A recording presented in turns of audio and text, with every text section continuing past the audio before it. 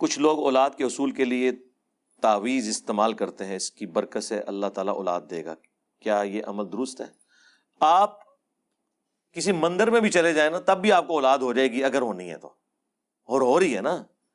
ہندو کوئی مسلمانوں سے تو تعویذات نہیں لے کے جاتے ہیں، وہ تو اللہ نے اپنی مرضی سے دینا ہے، بس صرف آپ کا عقیدہ اللہ تعالیٰ چیک کر رہا ہوتا ہے، اور وہ اولاد تو اللہ نے دینی ہوتی ہے، کھاتے میں کسی بابے کے ڈال جاتی ہے۔ اس طرح کے کئی واقعات میں نے اپنی ویڈیوز میں سنائے ہیں کہ اینڈ ٹائم کے اوپر شیطان جو ہے نا وہ انگلی کرواتا ہے کہ بھائی پہنچ فلانے دربار تھے۔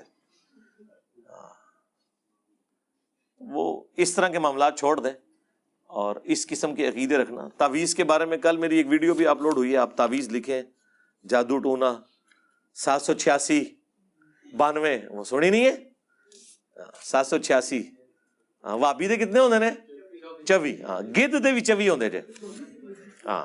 اور جال حق میں انہوں نے لکھا ہے کہ گدھ جس طرح گوشت خور ہے نا، اس طرح وہابی ایمان خور ہے، اس لیے گدھ کے بھی 24 ہیں اور اس کے وہابی کے بھی 24 ہیں۔